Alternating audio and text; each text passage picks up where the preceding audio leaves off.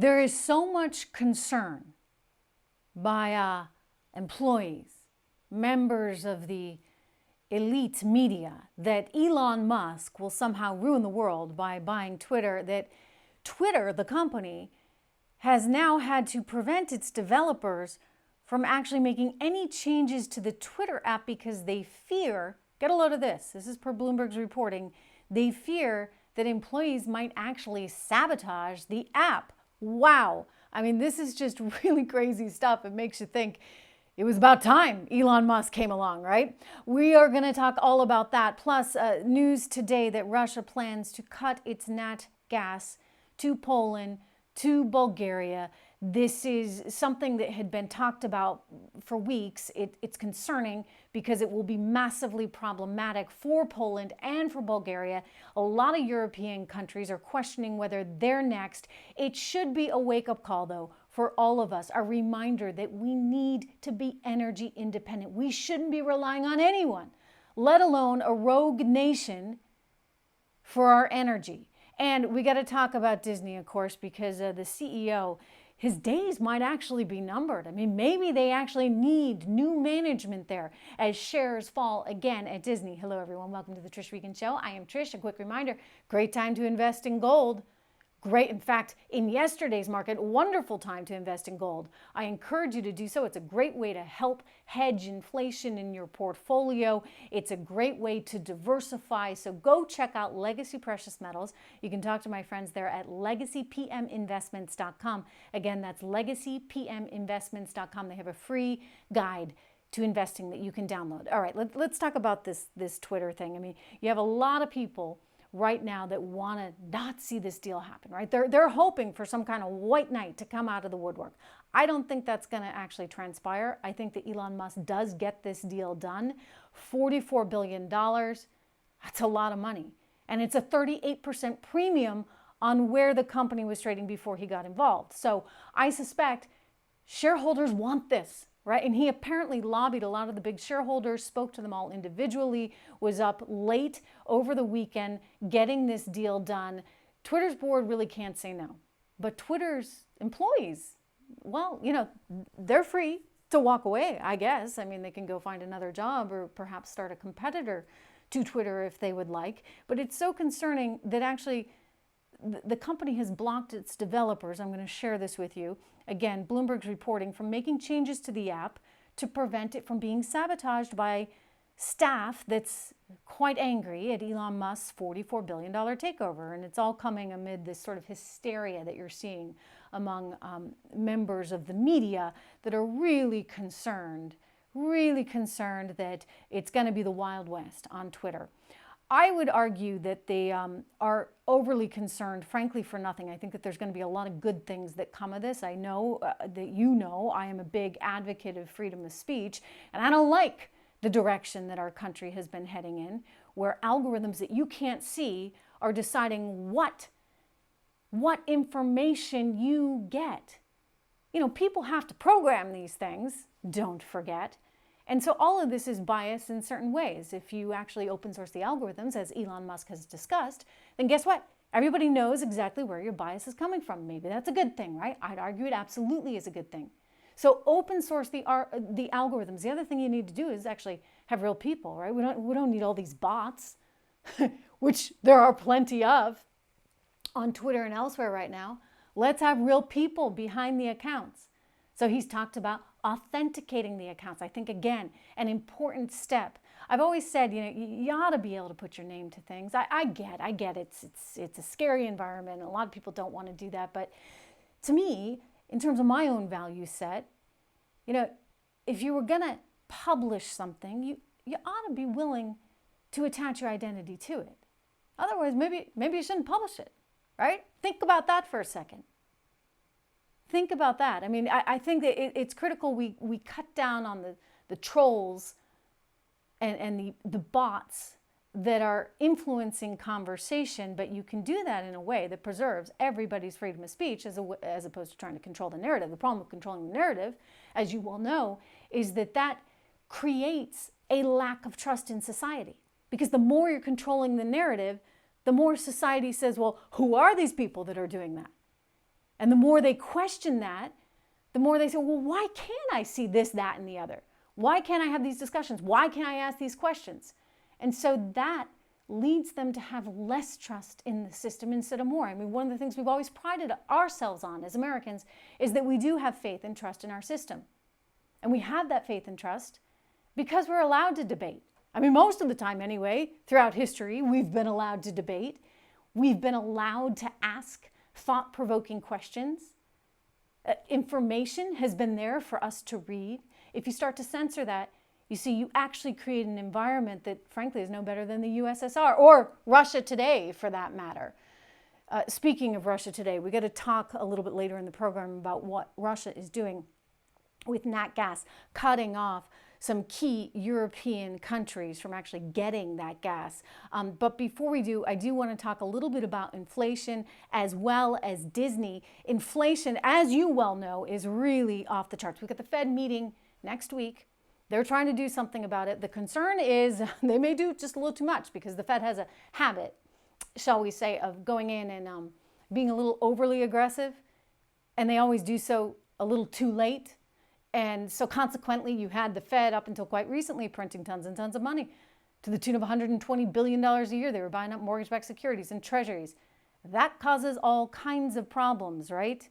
While simultaneously you had our federal government doing stimulus 1, stimulus 2, stimulus 3. Heck, they'd still be doing more stimulus, right? Why not? Hey, free money, let's just print it and give it out to everybody. Well, that creates inflation. And so as inflation continues to dominate the country, it's important that we think as individuals about how we spend less and how we do more with what we have and how we save more, which is why I want to tell you a little bit about American financing, America's Home for Home Loans.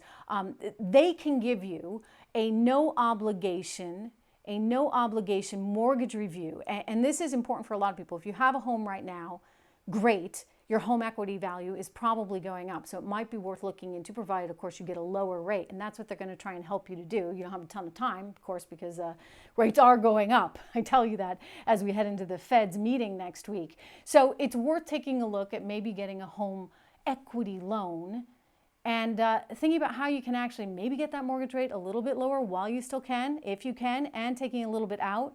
It's important right now because there's a lot at stake. So they will help you review everything. They'll give you some ideas that could possibly save you anywhere from a few $100 to a few $1,000s a month, which adds up, as you know, to tens of thousands of dollars over time. So think of the difference that that can make in your life and your family's life. And you know what? If you start soon, American Financing can set you up really fast. They say you could close in as fast as 10 days. You've just got to call 888-504-0547. Again, that's 888-504-0547.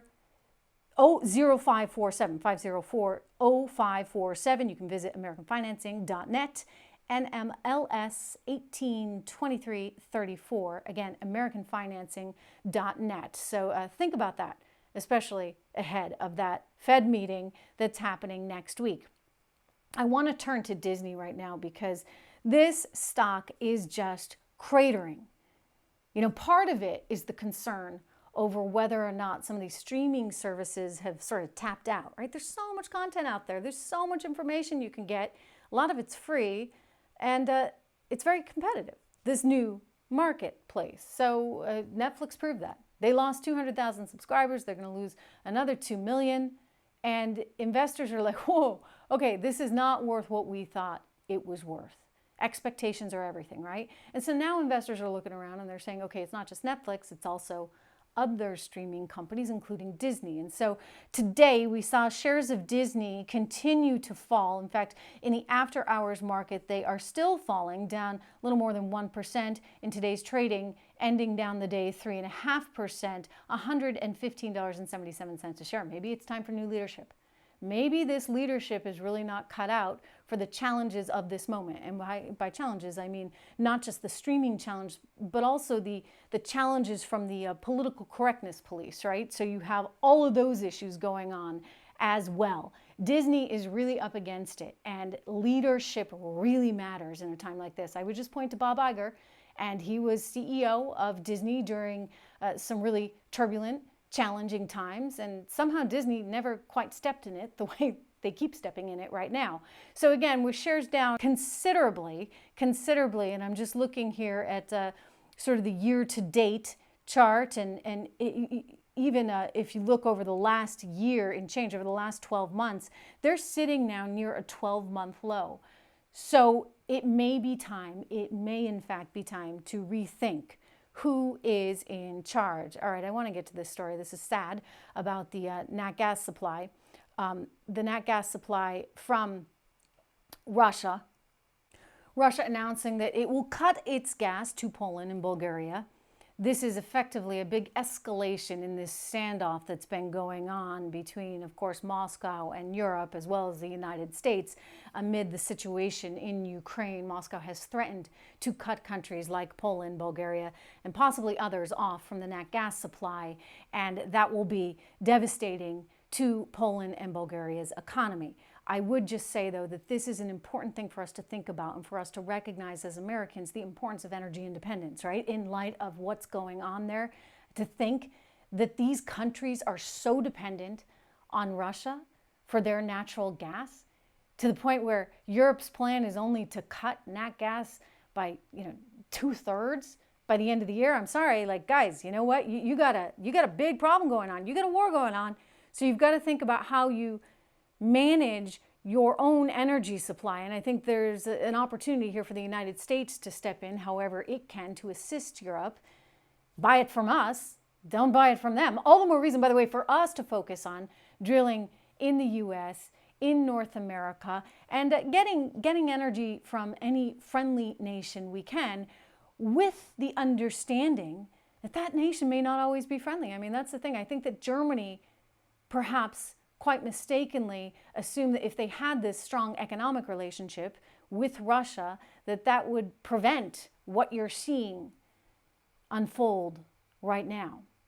Clearly, that didn't prevent anything, right? Yes, Russia was happy to take Europeans' money, Germans' money for natural gas, but yet we are still in the situation we're in right now, and now Germany is all that more dependent. Poland's that much more dependent. Bulgaria is that much more dependent. The Italians are, per some reports, quite concerned that they could get cut off as well. So you have now Europe living in fear because they unfortunately were, frankly, not getting it. They never should have allowed this dependency in the first place. In fact, Ronald Reagan said this back in the early 80s. There was a memo from the CIA that they handed him, and he said, you know what, you're right.